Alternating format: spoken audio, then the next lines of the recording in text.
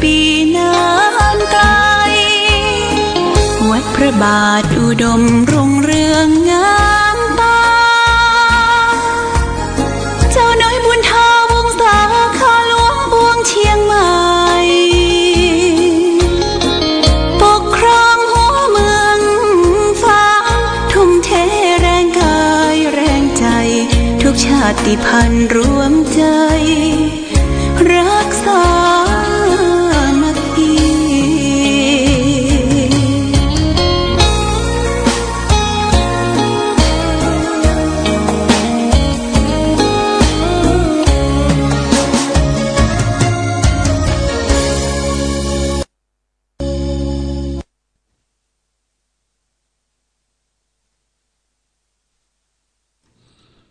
เจริญสุขศรัทธาสาธุชนญาติโยมท่านพุทธบริษัททั้งหลายวันนี้รายการธรรมประทีปส่องต่างก็ได้มาพบปะกับพ่อแม่พี่น้องศรัทธาสาธุชนญาติโยมแห่งครั้งหนึ่งวันนี้เป็นวันจันทร์ที่22เดือนมกราคมพุทธศักราช2567ซึ่งตรงกับเดือน2ไตเดือน4เหนือขึ้น12ค่ำญาติโยมเป็นวันจันทร์วันเริ่มงานของข้าราชการบ้านเมืองสถานการศึกษาก็นับเวลาก็เดือนสี่เพ็งก็ใกล้เข้ามาญาติโยมเดือนสี่เพ็งก็จะตรงกับวันที่25เดือนสี่ตาลเข้าจีเข้าหลาม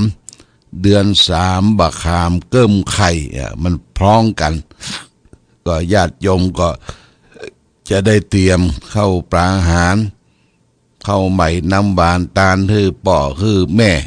ฮือยาติโหโยติกาสัพพสัตทั้งหลายเทวบุตรเทวดาที่คุ้มข้างรักษา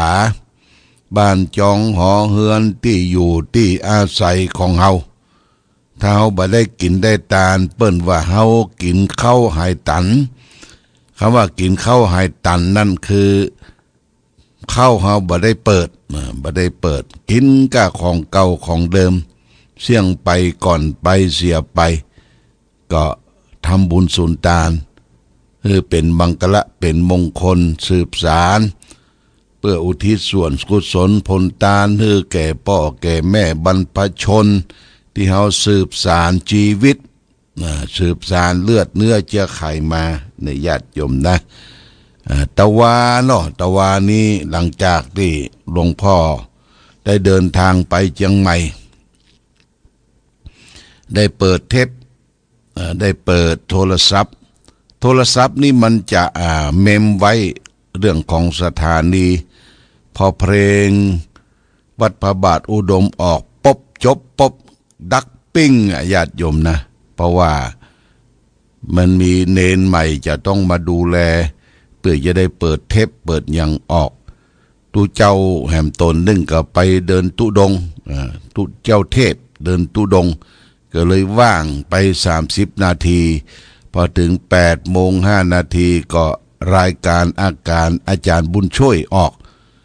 ในช่วงนั้นก็เดินทางเข้าเชียงใหม่ญาติโยมเข้าเชียงใหม่ตะวาก็ได้ไปแวะฉันเจ้าที่แม่แตงฉันเจ้าที่แม่แตงที่ต้มเลือดหมูที่แม่แตงญาติโยมนะก่อนจะถึงแม่มาลัยก็ตั้งซ้ายมือมีต้มร้อนพอไปนั่งฉันได้สักพักคณะของวัดแม่อายหลวงมีตู้เจ้าแล้วก็มีเจ้าคณะอำเภอแม่อายเจ้าคณะอำเภอชัยประการก็ไปรถตู้พร้อมกันก็ไปแวะกันฉันที่หั่นทั้งแม่ขาวแม่ชีฉันเสร็จแล้วก็เดินทางไปที่วัดป่าแพ่ง วัดป่าแพ่งพึ่งตะวานี้มีงานพระราชทานเพลิงศพหลวงพ่อท่านพระครูอุปถัมภ์ศาสนคุณอดีตท่านเจ้าวาดวัดป่าแพ่งหรือหลวงพ่อพดุงเดิมชื่อว่าพดุงอายุไขได้93 ปี93 ปี70 กว่าวาษาญาติโยมก็หลังจากที่ได้ไปสวดเจริญพุทธมนต์ด้วยว่าบทอาทิตตปริยยสูตรเสร็จเรียบร้อยญาติโยมก็ฉันเพลเสร็จเรียบร้อยแล้วก็มาได้ร่วมงานที่จะได้พระราชทานเพลิงศพเพราะมีภาระที่ถูกได้รับนิมนต์ที่วัดโลป่าตองโลป่าตองนี่ก็อยู่ที่อำเภอป้าวเลยทำดอกคำมาหน่อยอันเป็นวัดล้างที่ท่านพระครูสุภัทรเขตสุนทรเจ้าวาดวัดม่วงหรืออาจารย์ซักก่อนเป็นเจ้าวาดวัดหัวนาเป็นเจ้าคณะตำบลม่อนปิ่นเป็นผู้อุปถัมภ์เป็นรักษาการเจ้าวาดวัดโลป่าตองได้นิมนต์ไปเรียกว่าเจริญพุทธมนต์และก็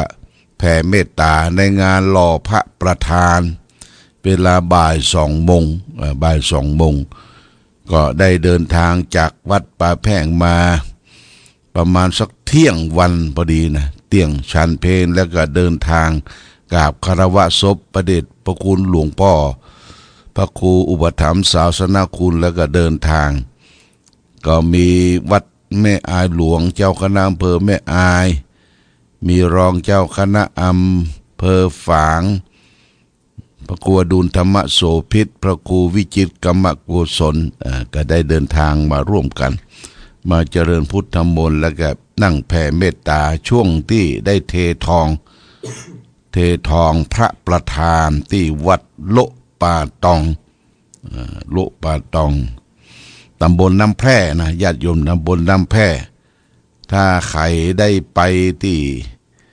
วัดถ้ำดอกคำเนี่ยมันจะอยู่ทางทิศตะวันออกของวัดถ้ำดอกคำตำบลน้ำแพร่อำเภอป้าวเป็นวัดล้างยกขึ้นมาเป็นวัดที่มีพระเจ้าประสงค์อยู่เสร็จจากการทำพิธีหั่นก็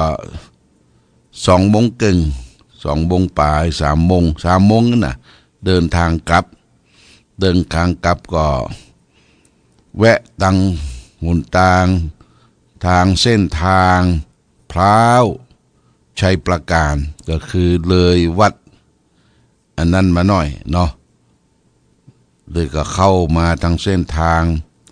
ผ่านมาวัดดองครกผ่านบาบนดอยผ่านอย่างพดที่อำเภอชัยประการ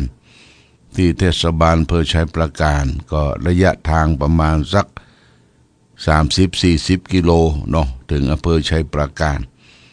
ก็อันนี้ก็เป็นการบ่ได้ออกรายการสดตะวานี่ญาติโยมนะก็ดักปิ้งไปช่วงหนึ่งวันนี้ได้ออกรายการสดเนนก็มาเปิดเครื่อง7 โมงครึ่งเนี่ยก็จะต้องมาออกรายการเพื่อแก่ศรัทธาญาติโยมถ้าเป็นวันศุกร์วันนี้ปีนี้ก็จะวันศุกร์ก็จะตรงกับวันที่26ญาติโยมนะ26วันศุกร์ที่26แรม1 ค่ำเดือน4วันที่26เขาจะได้มาพบกันในเวลาเมื่อค่ำกลางคืนแล้วก็ตามโปรแกรมวันที่1นี่ก็ทางคณะศิษยานุศิษย์คณะสงฆ์ซึ่งประกอบด้วยพระครูวิโมลบุญญาคมเจ้าวาดเจ้าคณะตำบลสีดงเย็นเขต2เจ้าวาดพร้อมโดยศิษยานุศิษย์หลายตนหลายองค์จะมามอบปัจจัย ร่วมกันเป็นเจ้าภาพเจ้าภาพวันพรุ่งนี้จะเอารายชื่อรายนามมาอ่านเจ้าภาพป้ายหินอ่อนป้ายวัดใหม่ไปวัดหินอ่อนซึ่งก็คงจะเสร็จก่อนในวันที่1เนี่ยนะจะได้เหมาะวันที่3เขาก็จะได้เปิดป้ายวัดใหม่ชื่อว่าวัดพระพุทธบาทอุดมวงเล็บน้ำบ่อสาวา450หมู่3ตำบลเวียงอำเภอฝางจังหวัดเชียงใหม่แล้วก็จะได้จานรายชื่อรายนามของสมณศรัทธาศิษยานุศิษย์ติดป้ายวัดใหม่ทุกตนทุกองค์ทุกรูปที่ได้ช่วยกันเป็นเจ้าภาพสร้างป้ายวัดซึ่งสร้างในงบประมาณก็ประมาณ 6-7 หมื่นญาติโยมนะอันนี้ก็วันที่3วันเป็นวันที่3นี่มันเป็นวันเสาร์ญาติโยมเอามาเปิดป้ายวัดก่อนเปิดป้ายวัดแล้วก็ขึ้นมาไหว้พระปฏิบัติธรรมประจำวันเสาร์ถ้าวันเสาร์วันที่3ถ้าที่พระพาที่ประทับเจ้าน้อยมหาวงศ์หรือเจ้าน้อยบุญทาวงศาเสร็จเขาก็จะได้อัญเชิญอนุสาวรีย์เจ้าน้อยบุญทาวงศาไปประทับที่พระพาที่สร้างไว้ช่างก็จะมุงวัน2 วันเนี่ยนะมุงวัน2 วันได้ฉาบได้โบกแล้วเขาก็จะได้อาราธนาพระพุทธรูปพระแก้วมรกตไปไว้ที่หันองค์1องค์ใหญ่แล้วก็สารูปของครูบาเกษรปรมัตถาจารย์ครูบาเก๋ที่ได้มาพัฒนาสร้างเมืองฝางร่วมกับเจ้าน้อยบุญทาวงศาในปีพุทธศักราช2424นะไม่ใช่524นะญาติโยม424นะก็จะได้ถ้าเสร็จก็จะได้2 ท่าน2 งานวันนั้นเปิดงานกันจะได้นิมนต์ทุกเจ้ามาชยันโตเปิดงานพรมน้ำพระพุทธมนต์เพื่อเตรียมงานที่จะดูแลพ่อกอยวัดวาอารามตอนนี้ช่างศาลาบอกว่าพระว่าเนนก็ทาปอนทาสีกำแพงทาสีอุโบสถแล้วก็ทาสีครูบาเจ้าสีวิจัยพระธาตุบนวิปัสสนาเสร็จเรียบร้อยแล้วนะทาสีลงสีเรียบร้อยแล้วก็เก็บรายละเอียดต่างๆเพื่อจะได้ประกอบพิธีทำบุญเฉลิมฉลองปอยหลวงญาติโยมปอยหลวงจะเปิดงานวันที่20 มีนาคมนะวันที่20 มีนาคมวันนั้นก็จะเปิดงานได้นิมนต์ทุกเจ้าพระสงฆ์จำนวน108 รูป108 รูปเป็นสังฆพระสงฆ์ที่หัววัดตึงกันเคารพนับถือกันมาเจริญพระพุทธมนต์สืบโหราจตาวัดเปิดวัดก่อนเปิดวัดก่อนวันที่20เป็นจะได้เอา108 รูปพอ108 รูปนี่มันมีความหมายญาติโยมเต้ากองคุณของพระรัตนตรัยคุณพระพุทธมี56คุณพระธรรมมี38คุณพระสงฆ์มี14เนี่ยคุณของพระรัตนตรัยบวกกันพระพุทธพระธรรมพระสงฆ์นี่มีจำนวน108วันนั้นก็จะได้นิมนต์ครูบาอาจารย์มาเปิดวัดเปิดป้ายเปิดวัดเฉลิมฉลองในงานปอยหลวงวันที่20นะวันที่21เป็นวันทำบุญทักษิณานุปทานทำบุญอุทิศส่วนกุศลญาติหน้าหมายตาลประฮือแก่พี่น้องวงวานญาติมิตรสัมปันธวงศาที่เคยสร้างวัดสร้างวาครูบาอาจารย์วันที่21 มีนานี่ญาติโยมมีรูปถ่ายเก่าๆของพ่ออุ้ยแม่อุ้ยเอามาตั้งเรียงรายเนี่ยเรียกว่าจะได้บังสกุลเนี่ยครับบังสกุลและก็ตาลอุทิศให้แก่บรรพชนท่านเหล่านั้นในวันที่21นะ แล้วก็พระสงฆ์ที่จะมาในวันที่21นี่ก็จำนวน80รูปนะ80รูปแล้วก็วันที่22นี่คล้ายวันเกิดหลวงพ่อเกิดวันที่22มีนาคมได้อาราธนานิมนต์ทุเจ้าพระสงฆ์จำนวน75รูปนะ75รูปที่จริงก็อายุไขครบ72เพื่อไปแห่ม3พระพุทธพระธรรมพระสงฆ์เป็น75รูปมาเจริญพุทธมนต์สวดมนต์ส่วนมากจะอาราธนานิมนต์พระเถรานุเถระพระผู้ใหญ่ตั้งแต่ระดับเจ้าคณะภาครองภาคเจ้าคณะจังหวัดได้จังหวัดเจ้าคณะอำเภอทุกอำเภอในเขตของจังหวัดเชียงใหม่นะมาเจริญพระพุทธมนต์บทธรรมจักรกับปวัตนสูตรเนี่ยญาติโยมนะวันนั้นเราก็จะได้ร่วมกันทั้ง3วันเนี่ยร่วมกันเป็นเจ้าภาพสังฆทายทานนะญาติโยมนะสังฆทายทานสังละ 1,000 บาท 2,000 บาท 3,000 บาทเขาก็รู้เลือกเอาว่าเฮาพอที่จะช่วยตังวัดช่วยเหลือหลวงพ่อที่จะทำบุญใหญ่ในครั้งนี้จะรับสั่งเท่าใดเขาก็ลองพิจารณาเอาตั้งแต่ 1,000 2,000 3,000มันเหลือให้ประมาณสัก2 เดือนญาติโยมนะจะถึงงานเดือนปลายนะบ่ถึง2 เดือนเนาะวันที่20มีนาก็เริ่มละนี่ก็เชิญชวนญาติโยมเด้อร่วมทำบุญปล่อยหลวงด้วยกันกันอันนี้ก็เตรียมความพร้อมทุกสิ่งทุกอย่าง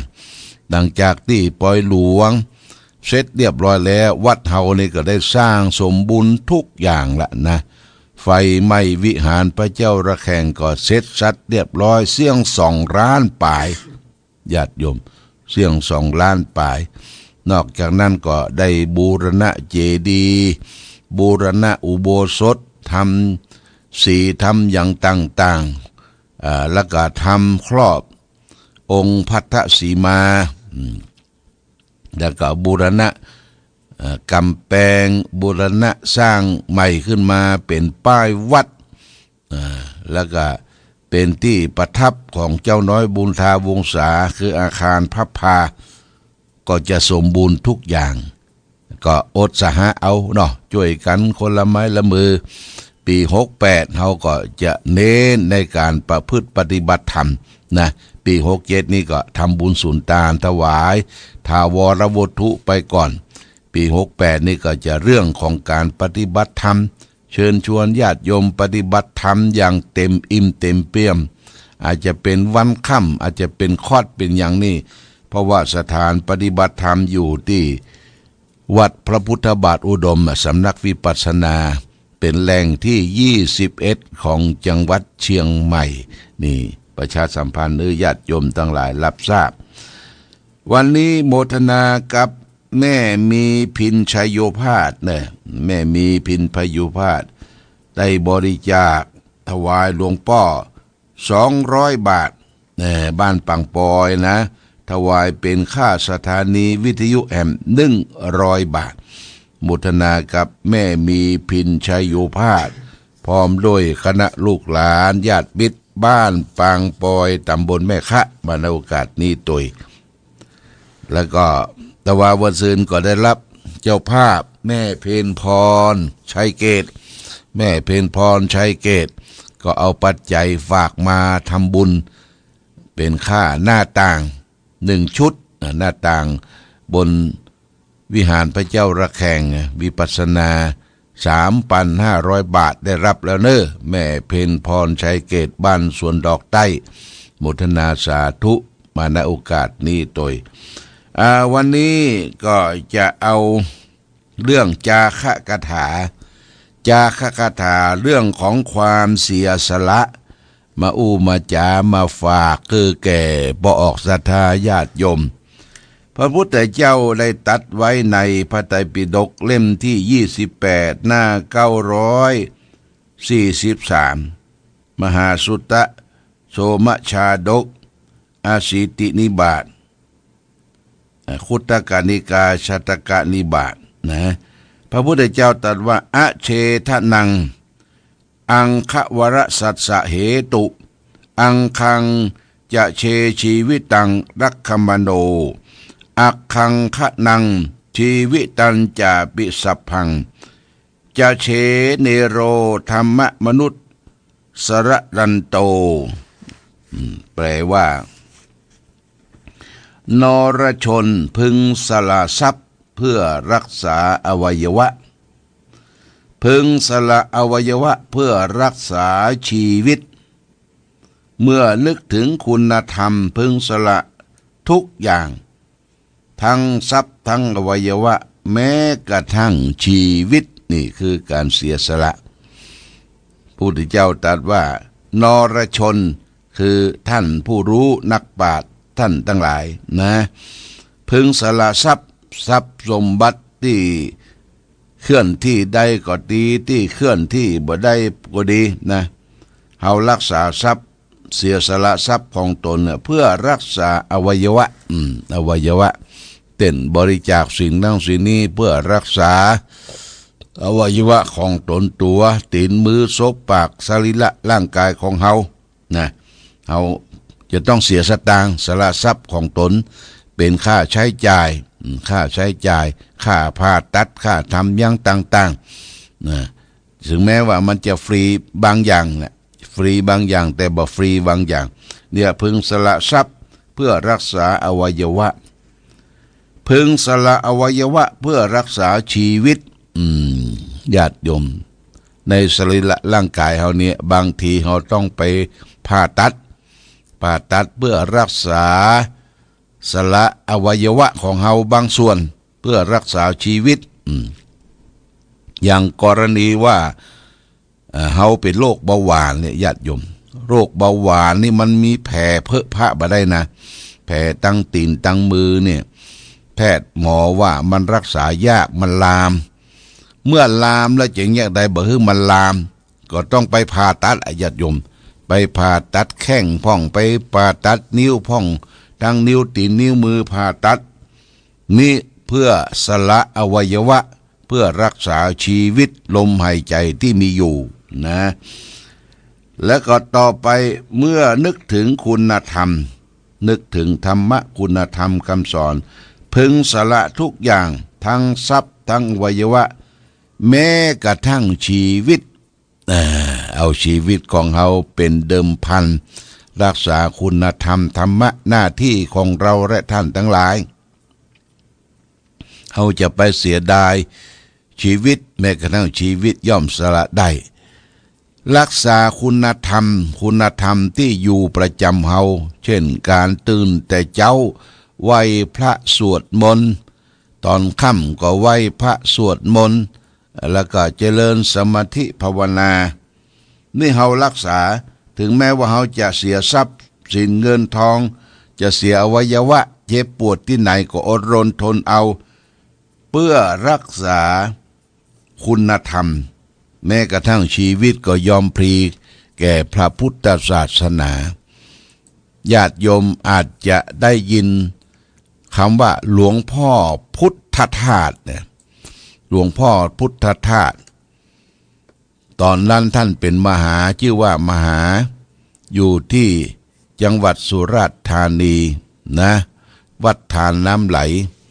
ท่านได้มาศึกษาในกรุงเทพพอจบปริญญา4ประโยคจบเรียน4ประโยคท่านก็ได้กลับ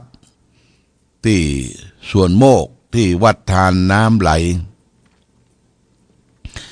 และก็ได้สัจจะอธิษฐานตนเองถวายชีวิตแด่พระพุทธพระธรรมพระสงฆ์เลยว่าเป็นพุทธทาสเป็นทาสของพระพุทธเจ้าหลวงพ่อพุทธทาสเป็นพระหนุ่มเป็นผู้ที่มีสติปัญญาแตกฉานพระไตรปิฎกนี่จบหมดบาลีก็จบหมดขออยู่ที่วัดทานน้ำไหลบ่ต้องออกไปรับกินรับทานงามสดงามซากที่อื่นนะบ่ไปไหนค้นคว้าธรรมะ ค้นคว้าธรรมะที่ประเทศไทยแล้วก็ยังเดินทางไปประเทศอินเดียไปค้นคว้าธรรมะแล้วยอมชีวิตเป็นพุทธทาสเป็นทาสของพระพุทธเจ้านะเมื่อท่านได้เป็นนักปราชญ์เป็นท่านผู้รู้ก็มีประโยชน์ทำให้ธรรมะของหลวงพ่อพุทธทาสธรรมะของพระพุทธเจ้านี่ไม่ตายญาติโยมเผยแพร่มาถึงเราและปัจจุบันสุดท้ายท่านก็ได้รับพระราชทานยศเป็นพระธรรมนะจันธรรมนะพระธรรมโกษาจารย์เนี่ยญาติโยมนะนี่คือหลวงพ่อพุทธทาสเอาทาสเป็นพระพุทธเจ้าสละแม้กระทั่งชีวิตจะตายเมื่อใดนั่นก็บ่ยอมกลัวภัยต่อความตายเพื่อรักษาทรัพย์เพื่อรักษาชีวิตเพื่ออุทิศชีวิตเพื่อรักษาคุณธรรมพึงสละทั้งทรัพย์ทั้งอวัยวะแม้กระทั่งชีวิตเป็นพุทธทาสอย่างนี้เป็นต้นเอาละญาติโยมท่านสาธุชนวันนี้ได้มาพบกันก็พอสมควรแก่กาลเวลาโอกาสนี้ก็ขออำนวยอวยชัยให้พอออกศรัทธาญาติโยมสาธุชนท่านผู้ฟังทั้งหลายขอให้ได้อยู่ดีมีสุขมีโชคมีใจก้อยเนี้ยไปเปลี่ยนไปทำไปอย่าไปฟ้าวไปฟังเนี่ยอย่างให้ตั้งอยู่มีสติระลึกได้หรือตัวทั่วพร้อมจะไปให้มันเดือดร้อนตัวเองและคนอื่นนะการประพฤติปฏิบัติธรรมเนี่ยจะไปให้มันเดือดร้อนตัวเองและคนอื่นก้อยปั๊มเป่งเปลี่ยนทำไปทีเล็กๆน้อยคุณงามความดีก็เหมือนเม็ดฝนตกทีละหยาดจากฟากฟ้าสุลาลัยลงมาเอาภาชนะไปรองรับเม็ดฝนตกทีละหยาดเต็มภาชนะชั้นใดก็ชั้นนั้นคุณงามความดีบุญกุศลทั้งหลายก็เช่นเดียวกันก็ให้เปลี่ยนไปทำไปก็จะเกิดความสุขสงบเกิดแก่จิตใจตัวเองต่อไปเอาละโมทนาสาธุกับทุกท่านผู้ฟังทั้งหลายวันนี้รายการธรรมประทีปส่องต่างต้องขอลาก่อน